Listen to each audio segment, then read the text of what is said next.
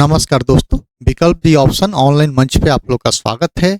और हम लोग अर्थव्यवस्था के क्विक रिवीजन में आज हम लोग का ये पहला लेक्चर होगा, जो अर्थव्यवस्था का मूलभूत सिद्धांत से संबंधित हम लोग कुछ बेसिक बात करेंगे।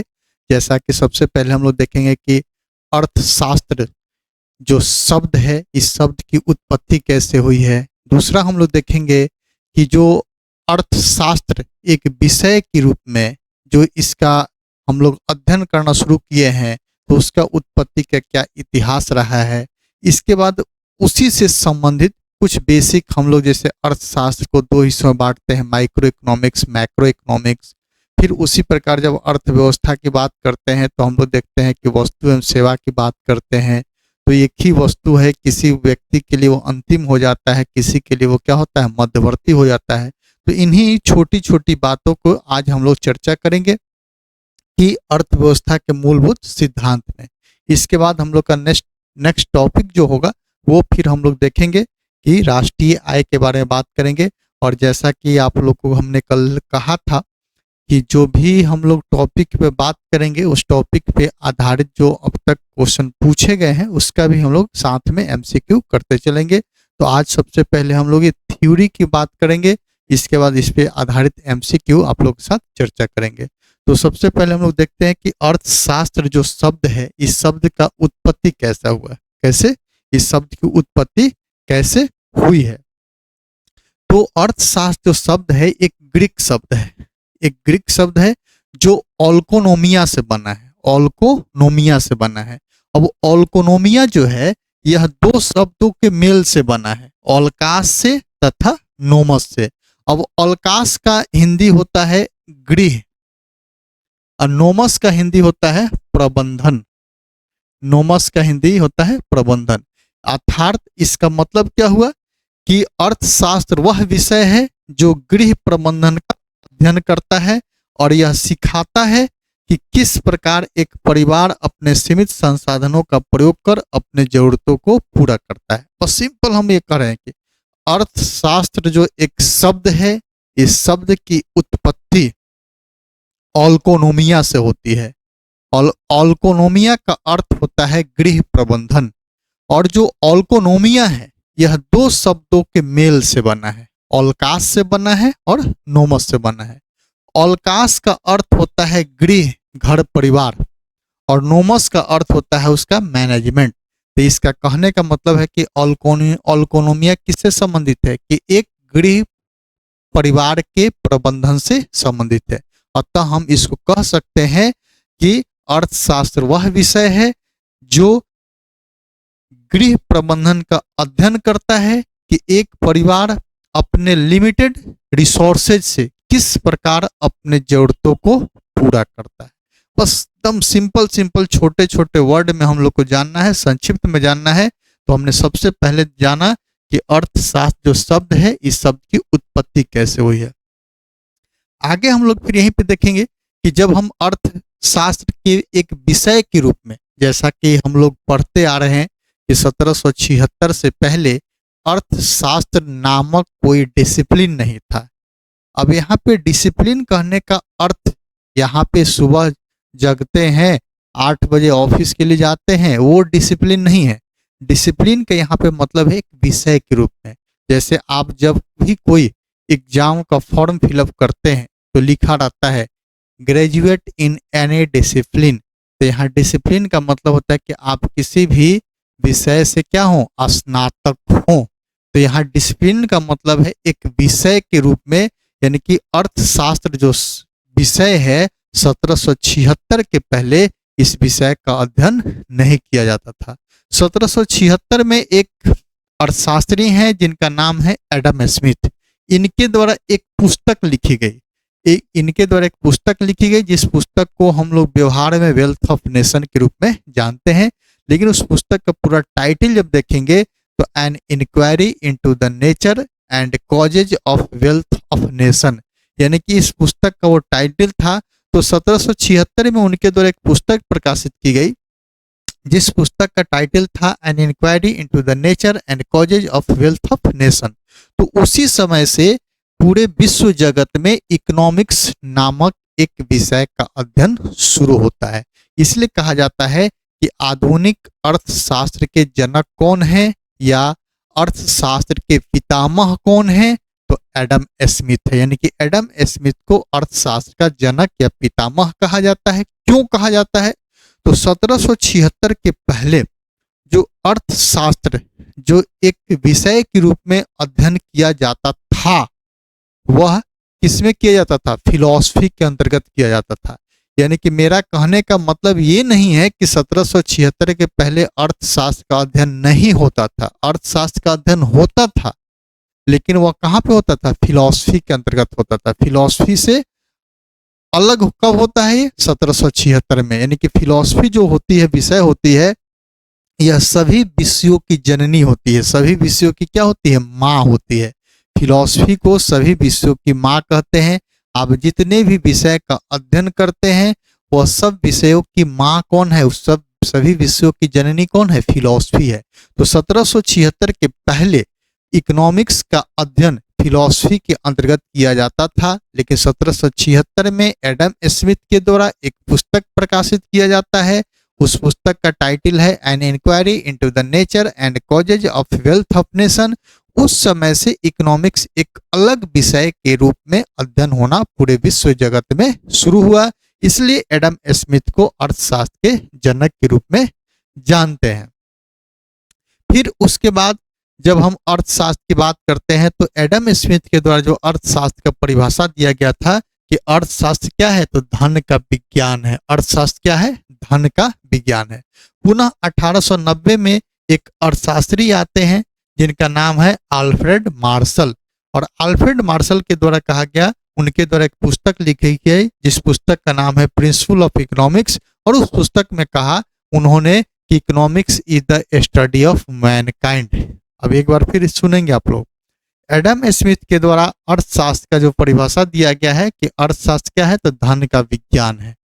1890 तक एडम स्मिथ के द्वारा जो परिभाषा दिया गया था, वही परिभाषा प्रचलित रहा था।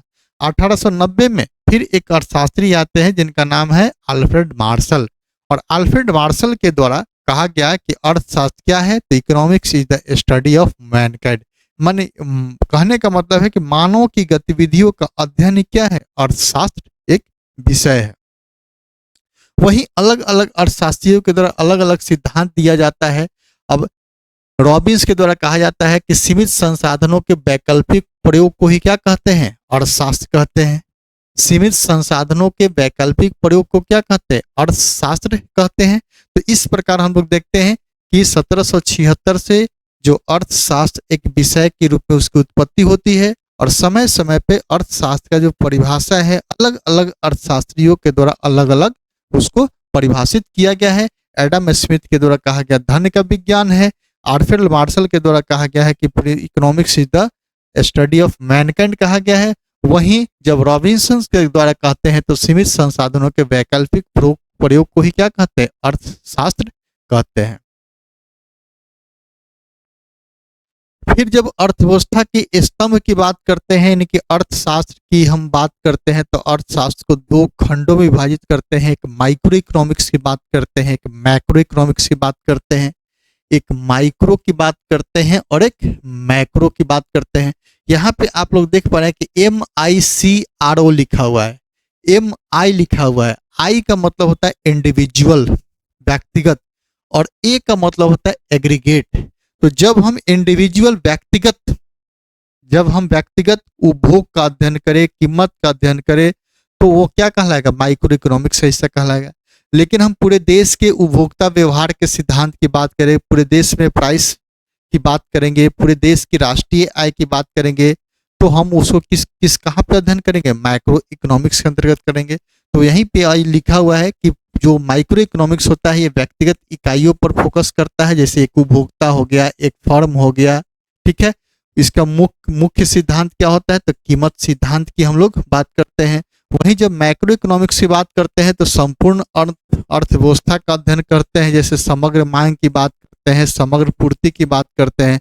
मुख्य सिद्धांत क्या होता है? आय व रोजगार के सिद्धांत की बात करते हैं। अब यहीं पे जब हम लोग बात करते हैं कि माइक्रो इकोनॉमिक्स के जनक किनको कहते हैं, तो रैगनर फ्रिश को कहते हैं। रैगनर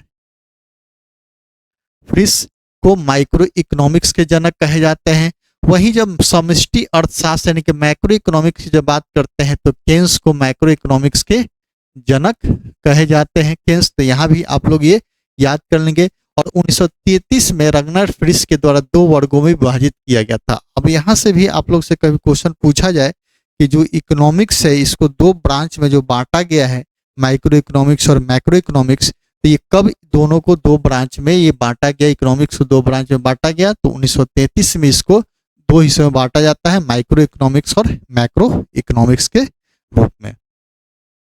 फिर जब हम लोग यहाँ पे देखते हैं कि उत्पादन की जब बात करते हैं तो उत्पादन कहेंगे किसको, तो production is a creation of utility. Production is a creation of utility, यानी कि उपयोगिता का सृजन ही क्या कहलाता है, उपयोगिता का सृजन ही क्या कहलाता है, उत्पादन कहलाता है। उपयोगिता का सृजन ही उत्पादन कहलाता है। जैसे आप लोग हमसे जुड़े हुए हैं, आप लोग हमसे जुड़े हुए हैं, तो हमारे द्वारा सेवा का क्या किया जा रहा है, उत्पादन किया जा रहा है। और आप हमारे वीडियो को देख रहे हैं, लेक्चर को सुन रहे हैं, तो आप क्या कर रहे हैं, सेवा का उपभोग कर रहे हैं। तो यहाँ पे जब उत्पादन की बात करेंगे तो 2 ही चीज की उत्पादन होगी, 2 ही कमोडिटीज होंगे, एक वस्तु होगा, एक सेवा होगा। एक वस्तु का उत्पादन होगा, एक सेवा का उत्पादन होगा। तो मेरे द्वारा सेवा का उत्पादन किया जा रहा है, यानी कि मेरे द्वारा उपयोगिता का सृजन किया जा रहा है, उपयोगिता का सृजन किया जा रहा है। ठीक है, तो उपयोगिता का सृजन ही क्या है, उत्पादन है। Production is a creation of utility. जैसे मान ली आपने अभी एट ए टाइम आपको जाना है कहीं, आपको कहीं जाना है, मान ली दिल्ली जाना है, तो आपने दिल्ली जाने के लिए बाई ट्रेन आपने चूज ऑप्शन किया कि हम बाई ट्रेन जाएंगे। तो ट्रेन जो बाई ट्रेन आप जा रहे हैं, यानी कि आप सेवा का क्या कर रहे हैं, उपभोग कर रहे हैं। और जो रेलवे है वो सेवा का क्या कर रहा है, उत्पादन कर रहा है। तो जो रेलवे है आपकी उपयोगिता का क्या किया, सृजन किया। आपकी उपयोगिता भी क्या था, कि आपकी उपयोगिता था कि आपको दिल्ली जाना है, दिल्ली जाने के क्रम में आपको सहायता कौन प्रदान किया, रेलवे। तो रेलवे ने क्या किया, सेवा का उत्पादन किया, और आपके लिए वह सेवा क्या हो, उपयोगिता हो गई। तो यहाँ पे production is a creation of utility, यानी कि उपयोगिता का सृजन ही क्या कहलाता है, उत्पादन कहलाता है। अब यहीं पे बात आती है कि उत्पादन के कितने कारक होते हैं, उत्पादन के कारक होते क्या क्या हैं, उत्पादन के क्या क्या कारक होते हैं। तो एक हम लोग बात करते हैं उत्पादन के 4 साधन की बात करते हैं, लैंड की बात करते हैं, सॉरी लेबर की बात करते हैं, लैंड की बात करते हैं, इंटरप्रेन्योरशिप्स की बात करते हैं, और कैपिटल की बात करते हैं। इसलिए कहा जाता है उत्पादन के 4 साधन, लैंड, सॉरी लेबर, कैपिटल, इंटरप्रेन्योरशिप्स और लैंड। फिर से लेबर, कैपिटल, इंटरप्रेन्योरशिप्स और लैंड। और इन्हीं चारों के बदले में जो पारितोषिक दिया जाता है, जो प्रतिफल दिया जाता है, तो उद्यमी को क्या मिलता है, लाभ मिलता है। प्राकृतिक संसाधन भूमि के बदले में क्या मिलता है, किराया मिलता है। श्रम के बदले में क्या मिलता है, मजदूरी मिलता है। और पूंजी के बदले में क्या मिलता है, ब्याज मिलता है। यानी कहने का मतलब ये है कि जो उत्पादन होगा, जब तक उत्पादन में 4 साधन एक मंच पे एकत्रित नहीं होंगे तब तक उत्पादन नहीं होगा। इसलिए कहा जाता है कि प्रोडक्शन हैज ए फंक्शन 4, यानी कि उत्पादन के 4 फंक्शंस हैं, 4 साधन है। क्या है, लेबर है, कैपिटल है, इंटरप्रेन्योरशिप्स है और लैंड है। और इन चारों के बदले में जो पारितोषिक दिया जाता है, जो प्रतिफल दिया जाता है, उसको क्या कहते हैं, तो मजदूरी कहते हैं, ब्याज कहते हैं, लाभ कहते हैं, किराया कहते हैं। इसलिए आप लोग को याद करना है, गांधी जी के 3 बंदर हुआ करते थे, यहाँ पे उत्पादन के 4 बंदर हैं। जब तक चारों बंदर एक मंच पे एकत्रित नहीं होंगे तब तक किसी भी प्रकार का इकोनॉमिक एक्टिविटी संभव नहीं है। तो आप लोग याद रखेंगे उत्पादन के 4 साधन हैं, अगला हम लोग फिर देखते हैं, जब वस्तु की बात करते हैं, वस्तुओं का वर्गीकरण की बात करते हैं, तो वस्तुओं को दो हिस्सों में बांटते हैं। एक मध्यवर्ती वस्तु की बात करते हैं और एक अंतिम वस्तु की बात करते हैं। अब यहाँ पे मध्यवर्ती वस्तु की जब बात करते हैं तो मध्यवर्ती वस्तु वैसे वस्तु को कहते हैं जो स्वयं उत्पादन का हिस्सा बन जाता है। आपसे कभी भी पूछा जाता है कि मध्यवर्ती वस्तु इंटरमीडिएट गुड्स किसको कहेंगे, तो जो स्वयं उत्पादन का हिस्सा बन जाता है। अंतिम वस्तु, तो अंतिम वस्तु को दो हिस्सों में बांटते हैं, उपभोग वस्तु की बात करते हैं और पूंजीगत वस्तु की बात करते हैं। अब यहाँ अंतिम वस्तु कहने का अर्थ होता क्या है कि जिसमें पुनः हम वैल्यू एडिशन नहीं कर सकते हैं। अंतिम वस्तु वैसे वस्तु को कहते हैं जिसमें वैल्यू एडिशन अब संभव नहीं है, वैसे वस्तु को ही क्या कहते हैं, अंतिम वस्तु के श्रेणी में रखते हैं। अंतिम वस्तु को फिर पुनः दो हिस्सों में बांटते हैं, उपभोग की वस्तु में बांटते हैं और पूंजीगत वस्तु में बांटते हैं। अब पूंजीगत वस्तु किसको कहते हैं, तो वैसे वस्तु को पूंजीगत वस्तु कहते हैं जो अन्य वस्तुओं के उत्पादन में सहायता करता है। अन्य वस्तुओं के उत्पादन में क्या करता है, सहायता करता है। उपभोग की वस्तु, तो जिसकी उपयोगिता स्वतः नष्ट हो जाती है। अब यहाँ पे उपभोग की वस्तु को तीन हिस्सों में बांटते हैं, एक ड्यूरेबल गुड्स की बात करते हैं, नॉन ड्यूरेबल गुड्स की बात करते हैं, सेवाएं की बात करते हैं जिसको हम लोग देख नहीं सकते हैं। तो उपभोक्ता वस्तुएं या उपभोक्ता सेवाएं किसको कहेंगे, यानी कि जिसकी उपयोगिता नष्ट हो जाती है। अब यहाँ पे उपयोगिता जो नष्ट होती है तो कुछ ऐसी भी वस्तु होती है जो टिकाऊ होती है, कुछ क्या होती है, नॉन टिकाऊ होती है। जैसे आप आइसक्रीम का सेवन किए तो क्या पुनः उसको आप दोबारा आइसक्रीम का सेवन कर सकते हैं, तो क्या होगा, नॉन ड्यूरेबल गुड्स हो गया। ड्यूरेबल गुड्स जैसे आपके घर में फ्रिज है, टीवी है, ये सब क्या हो गया, ड्यूरेबल गुड्स हो गया। अब यहीं पे थोड़ा सा कंफ्यूजन होता है पूंजीगत वस्तु और टिकाऊ वस्तु में। टिकाऊ जो वस्तु है ये उपभोग की वस्तु है और यहाँ पे ये क्या है, पूंजीगत वस्तु है। अब यहीं पे हम एक उदाहरण लेके चलते हैं, जैसे आप लोग डिजिटल बोर्ड देख पा रहे हैं, तो यह डिजिटल बोर्ड को अगर आप निजी उपभोग के लिए परचेज करते हैं, अपने व्यक्तिगत संतुष्टि के लिए जब परचेज करते हैं, तो आपके लिए क्या हो जाएगा, ये टिकाऊ वस्तु हो जाएगा। लेकिन इसी डिजिटल बोर्ड को जब किसी संस्था के द्वारा, जब किसी कोचिंग संस्थाएं के द्वारा, किसी कंपनी के द्वारा जब परचेज किया जाएगा, तो उसके लिए क्या हो जाएगा, पूंजीगत वस्तु हो जाएगा।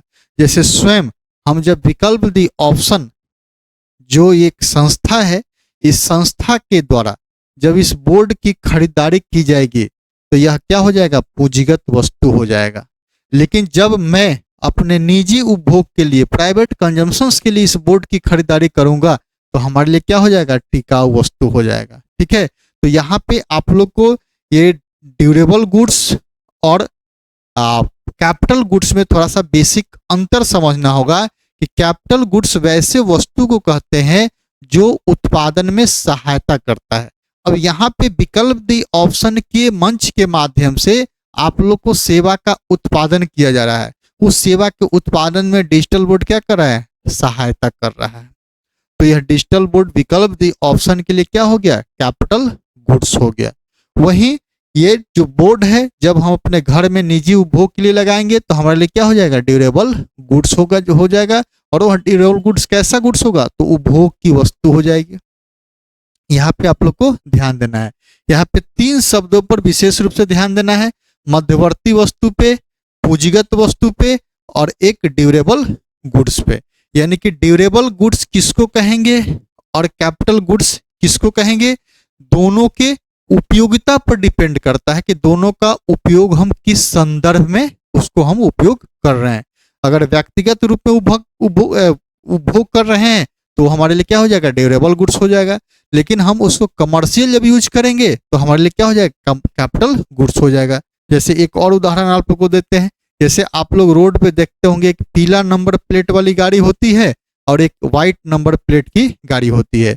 तो पीला नंबर प्लेट की जब हम लोग देखते हैं तो कहते हैं कि कमर्शियल नंबर है, और व्हाइट प्लेट वाला जब गाड़ी देखते हैं तो क्या कहते हैं, उसको प्राइवेट नंबर कहते हैं। यानी कि जब हम उसी गाड़ी को जब हम निजी उपभोग के लिए खरीदते हैं तो हमारे लिए क्या हो जाता है, वो ड्यूरेबल गुड्स हो जाता है। लेकिन उसी गाड़ी को जब कोई एक कंपनी खरीदती है तो उसके लिए क्या हो जाता है, कैपिटल गुड्स हो जाता है।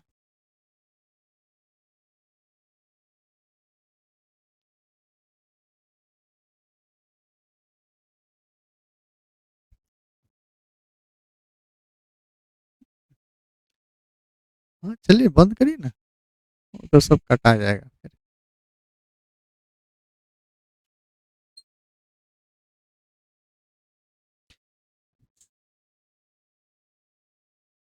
अब बैठ जाइए इधर।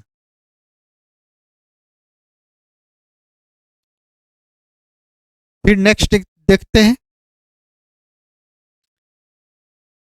इसी को समझाने के लिए एक उदाहरण लिया गया है वॉशिंग मशीन का।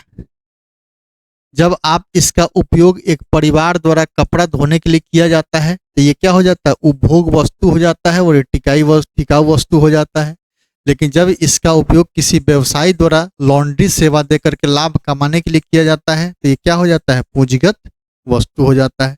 तो कोई भी वस्तु अपने आप में उपभोग या पूंजीगत नहीं होती, इसका निर्धारण उसके अंतिम उपभोग द्वारा किया जाता है कि आप उसका अंतिम उपभोग किस रूप में कर रहे हैं। यानी कि कोई भी वस्तु का जो निर्धारण होता है वह उपभोग पर आधारित होता है कि आप उसका उपभोग व्यावसायिक रूप में कर रहे हैं या निजी उपभोग के लिए कर रहे हैं। निजी उपभोग के लिए करेंगे तो वह ड्यूरेबल गुड्स कहलाएगा, उपभोग की वस्तु कहलाएगा।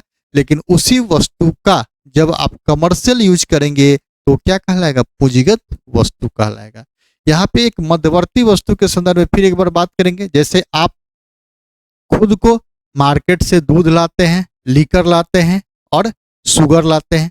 तो जब आप इन तीनों को स्वयं उपभोग करते हैं तो आपके लिए क्या हो गया, नॉन ड्यूरेबल गुड्स हो गया और ये उपभोग की वस्तु हो गई। लेकिन इसी दूध, लीकर और शुगर को जब एक होटल वाले के लिए खरीदा जाता है, होटलों के द्वारा खरीदा जाता है, तो उस होटल वालों के लिए वह वस्तु जो होगी वह मध्यवर्ती वस्तु होगी। क्यों मध्यवर्ती होगी, तो क्योंकि वह स्वयं उत्पादन का हिस्सा बन जाता है। तो यहाँ पे आप लोग को याद करना है, मध्यवर्ती वस्तु वैसे वस्तु को कहते हैं जो स्वयं उत्पादन का हिस्सा बन जाता है। यानी कि आप जब चाय होटल में बैठ करके डिमांड करते हैं तो उस चाय में आपको दूध की मात्रा भी मिलेगी, आपको लीकर की भी मात्रा मिलेगी और शुगर की भी मात्रा मिलेगी। तो ये जो लीकर हुआ, शुगर हुआ, दूध हुआ, ये क्या हुआ, रॉ मटेरियल। इसको रॉ मटेरियल कहेंगे, कच्चा माल कहेंगे। कच्चे माल को ही मध्यवर्ती वस्तु कहा जाता है। ठीक है, चलिए आगे फिर देखते हैं। जब हम आर्थिक प्रणाली की बात करते हैं तो आर्थिक प्रणालियों के समक्ष तीन चुनौतियां होती है और इसी को हम लोग जब बुक का अध्ययन करते हैं तो कहा जाता है कि अर्थशास्त्र के तीन समस्याएं हैं। कि अर्थशास्त्र तीन समस्याओं से ग्रसित है। तीन समस्याओं से ग्रसित है अर्थशास्त्र की तीन समस्याएं हैं। क्या क्या समस्या है, क्या उत्पादन किया जाए, साधनों का आवंटन कैसे हो और उत्पादन किसके द्वारा किया जाए। ये अर्थशास्त्र यही तीन समस्याओं से ग्रसित है और इसी समस्याओं के निदान के लिए यहाँ पे आर्थिक प्रणालियों का प्रयोग किया जाता है कि क्या उत्पादन किया जाए, किसके द्वारा किया जाए, संसाधनों का वितरण कैसे किया जाए। इसी का समस्या का समाधान ढूंढने के लिए हम लोग इकोनॉमिक एक्टिविटी को तीन हिस्सों में बांटते हैं, पूंजीवादी प्रणाली, मिश्रित आर्थिक प्रणाली और समाजवादी केंद्रीकृत प्रणाली। जब यहाँ पे हम लोग अर्थव्यवस्था की प्रकार की बात करते हैं तो अर्थव्यवस्थाएं के प्रकार अलग अलग अर्थों में अलग अलग प्रकार के होते हैं। जब हम सरकार की स्वामित्व के आधार पे अर्थव्यवस्था की बात करते हैं तो अर्थव्यवस्थाएं को तीन हिस्सों में बांटते हैं, पूंजीवादी अर्थव्यवस्था, समाजवादी अर्थव्यवस्था और मिश्रित अर्थव्यवस्था। उसी प्रकार जब हम विकास की अवस्था के आधार पर अर्थव्यवस्था का वर्गीकरण करते हैं तो इसको हम तीन हिस्सों में बांटते हैं, विकसित अर्थव्यवस्था, अल्प विकसित अर्थव्यवस्था और विकासशील अर्थव्यवस्था। दूसरी तरफ जब हम अंतर्राष्ट्रीय व्यापार के आधार पर अर्थव्यवस्था को देखते हैं तो इसको दो हिस्सों में बांटते हैं, क्लोज इकोनॉमी ओपन इकोनॉमी। नियोजन के आधार पर अर्थव्यवस्था को जब देखते हैं तो इसको दो हिस्सों में बांटते हैं, नियोजित अर्थव्यवस्था, गैर नियोजित अर्थव्यवस्था। जैसा भारत के संदर्भ में कहा जाता है कि भारत एक नियोजित अर्थव्यवस्था वाला देश है। वहीं जब दूसरे तरफ जाएंगे, अब साउथ अफ्रीकन कंट्री में जाएंगे तो वहां पे देखेंगे बहुत सारे ऐसे देश हैं जो गैर नियोजित अर्थव्यवस्थाएं को अपना करके आगे अपने को बढ़ रहा है। फिर जब हम लोग बात करते हैं क्षेत्रक के आधार पे, तो क्षेत्रक के आधार पे भी अर्थव्यवस्थाएं को तीन हिस्सों में बांटते हैं। कहते हैं कृषि आधारित अर्थव्यवस्था, ठीक है, सेवा आधारित अर्थव्यवस्था, उद्योग आधारित अर्थव्यवस्था। तो अर्थव्यवस्था की जब हम बात करते हैं, आर्थिक प्रणाली की बात करते हैं, तो अलग अलग संदर्भ में आर्थिक प्रणाली अलग अलग प्रकार की होती है। यहाँ पे हम लोग जो मुख्य बात करने वाले हैं कि ये स्वामित्व के आधार पे, यानी कि सरकार की भूमिका के आधार पे जब हम अर्थव्यवस्था की बात करते हैं तो तीन हिस्सों में बांटते हैं, पूंजीवादी अर्थव्यवस्था, मिश्रित अर्थव्यवस्था और समाजवादी अर्थव्यवस्था। अब जब पूंजीवादी अर्थव्यवस्था की बात करते हैं, पूंजीवादी प्रणाली की बात करते हैं, तो पूंजीवादी अर्थव्यवस्था की सबसे जो बेहतर विशेषता होती है, उसका जो सबसे बेस्ट फीचर्स होता है कि जो भी आर्थिक गतिविधियां होती है, जो इकोनॉमिक एक्टिविटी होता है, वह क्या होता है, प्राइवेट क्षेत्रों में होता है, निजी क्षेत्रों में होता है। वही जब हम समाजवादी अर्थव्यवस्था की बात करते हैं तो जो आर्थिक गतिविधियां होती है, अधिकांश आर्थिक गतिविधियां सार्वजनिक क्षेत्रों में संपन्न होती है। वही जब मिश्रित अर्थव्यवस्था की बात करते हैं तो जो आर्थिक गतिविधियां होती है, निजी तथा सार्वजनिक दोनों क्षेत्रों में संपन्न होती है। इसलिए इसको मिश्रित अर्थव्यवस्था यानी कि निजी प्लस सार्वजनिक क्षेत्र के रूप में हम लोग देखते हैं। जब पूंजीवादी अर्थव्यवस्था का हम एडवांटेज की बात करते हैं तो निजी स्वामित्व को बढ़ावा देता है।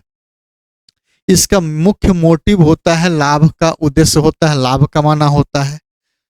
यहाँ पे उपभोक्ता की सार्वभौमिकता होती है। वही जब समाजवादी अर्थव्यवस्था की बात करते हैं तो समाजवादी प्राथमिकता, सामाजिक प्राथमिकता होती है, यानी कि सामाजिक न्याय मूलभूत सिद्धांत होता है।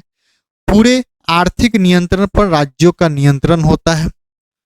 पूरे जो भी इकोनॉमिक एक्टिविटी होती है, राज्यों का नियंत्रण, क्या उत्पादन करना है, कितना करना है, कैसे वितरण करना है, ये सब तय कौन करता है, केंद्रीकृत शासन प्रणाली के द्वारा होती है। लेकिन वहीं पे क्या उत्पादन करना है, कितना उत्पादन करना है, किनके लिए करना है, ये कौन तय करता है, कैपिटलिस्ट तय करते हैं। तो कैपिटलिस्ट जो तय करते हैं तो फिर उसका वितरण कैसे होगा, तो यहाँ पे वितरण डिमांड और सप्लाई पर आधारित होगा। लेकिन वही जब समाजवादी अर्थव्यवस्था की बात करते हैं तो वितरण करने के लिए क्या किया जाता है, तो एक योजनाबद्ध तरीके से, यानी कि प्लान बना करके उसका क्या किया जाता है, वितरण किया जाता है। अब यहीं पे हम लोग देखेंगे कि 90 के दशक के पहले भारत की जो अर्थव्यवस्था थी वह क्या थी, समाजवादी थी, मिश्रित थी। हम कहेंगे कि 90 के दशक के पहले भी भारत की अर्थव्यवस्था मिश्रित थी और 90 के दशक के बाद भी भारत की अर्थव्यवस्था क्या रही है, मिश्रित ही रही है। लेकिन दोनों में अंतर है, 90 के पहले में और 90 के बाद में क्या है, अंतर है। 90 के पहले भारत की अर्थव्यवस्था का झुकाव समाजवाद की तरफ था, लेकिन 90 के बाद भारत की अर्थव्यवस्था का झुकाव किधर हो गया है, पूंजीवाद की तरफ हो गया है। अब यानी कि 90 के दशक के बाद भारत की अर्थव्यवस्था का झुकाव किधर हो गया है, पूंजीवादी अर्थव्यवस्था की तरफ हो गया है।